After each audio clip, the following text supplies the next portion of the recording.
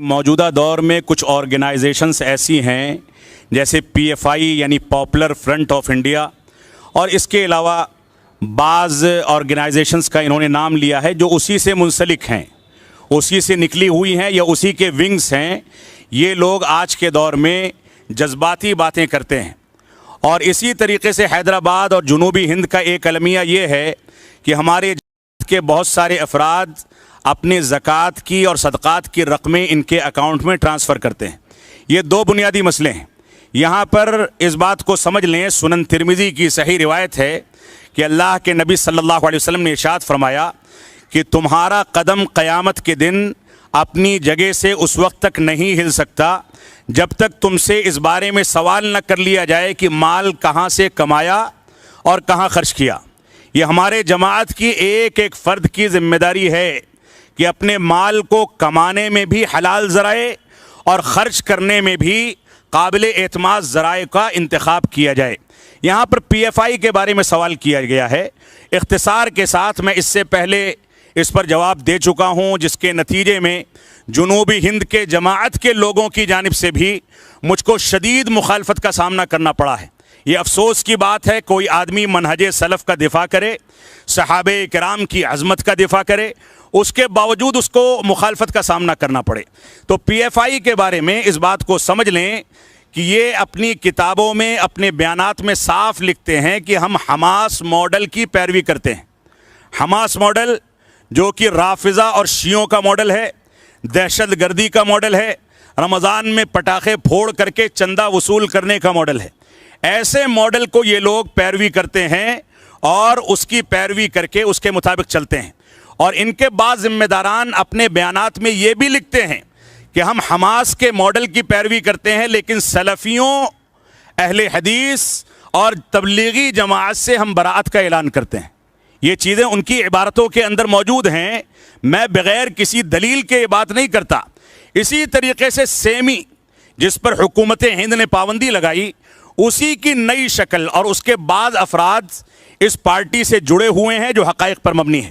مزارات پر جب جلوس نکلتے ہیں ان کے عرس کے، تو پی ایف آئی کے ممبران مزارات کے جلوس میں اور مزارات کے عرس میں اپنے جھنڈوں کے ساتھ کثرت کے ساتھ نظر آتے ہیں۔ اسی طریقے سے جماعت اسلامی کا حکومت الہیہ کا نظریہ، صحابہ کرام کی تنقیص کا نظریہ، یہ سارے کے سارے نظریات، انکار حدیث کا نظریہ، یہ سارے کے سارے نظریات ان کے سامنے واضح ہیں، پھر بھی یہ جماعت اسلامی کے ساتھ مکمل طریقے سے تعاون کرتے ہیں، گویا ان کے عقیدے میں خطرناک قسم کا خلل موجود ہے۔ ان کے ہاں خوارج کا انداز پایا جاتا ہے۔ خوارج کا انداز آپ کو دیکھنا ہے تو ان کی تقریروں کو سنیں کہ وزیر داخلہ کے خلاف یہ کہہ دیا، وزیر اعظم کے خلاف یہ کہہ دیا، حکومت کے خلاف ایسا باغیانہ عنصر اختیار کر لیا کہ نوجوان بھڑک کر کے بغاوت پر اتر آئے۔ اس انداز کا اسلوب یہ خوارج کا اسلوب ہے۔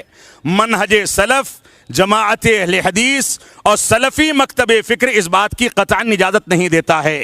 اسی طریقے سے ان کے ہاں ایک خلل یہ ہے کہ ایک جانب سعودی عرب کی حکومت کی سخت مخالفت کرتے ہیں، یہاں تک کہ بسا اوقات اس کی تکفیر بھی کرتے ہیں کہ وہ لوگ کافر ہیں، عیاش ہیں، فحش کاری پھیلاتے ہیں، اس انداز کے اتہامات لگاتے ہیں۔ اور دوسری جانب پی ایف آئی کے والنٹیئرز حج میں، عمرے میں جا کر کے باقاعدہ وہاں سے پیسہ وصولتے ہیں۔ اس بات کے حقائق موجود ہیں، آپ دیکھیں یوٹیوب پر انڈیا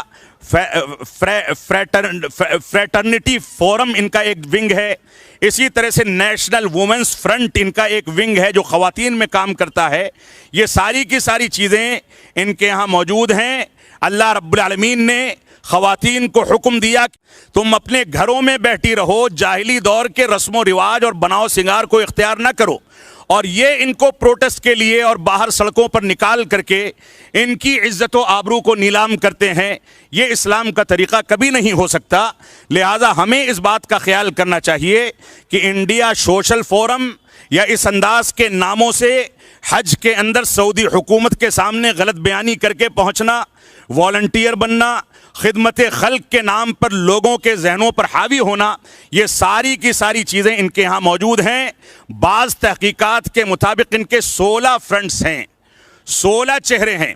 سارے کے سارے چہرے اسٹیبلشمنٹ یعنی جو قائم شدہ نظام ہے اس کے خلاف بغاوت پر کام کرتا ہے، جو حکومت الہیہ کا نیا تصور ہے اس پر کام کرتا ہے۔ یہ خلافت کے قیام کی بات کرتے ہیں، یہاں تک کہتے ہیں کہ ہم خلافت راشدہ قائم کریں گے، نعوذ باللہ من ذالک۔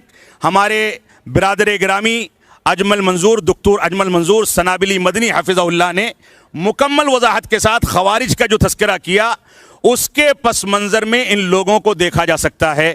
اللہ رب العالمین ہم کو مکھوٹے لگانے کے بجائے، نفاق کو اختیار کرنے کے بجائے قرآن و سنت کی صاف و شفاف تعلیم کو لوگوں کے سامنے پیش کرنے کی توفیق عطا فرمائے، اور نتیجہ رب کائنات کے حوالے کر دیا جائے۔ وہ جیسا چاہے گا ویسا ہمارا مقدر ہوگا۔ ہماری ذمہ داری ہے دینداری کو اختیار کرنا اور بغاوت کے عناصر کو اپنے اندر سے ختم کرنا، یہ ہماری بنیادی ذمہ داری ہے۔ اللہ رب العالمین ہم کو اس بات کی توفیق عطا فرمائے۔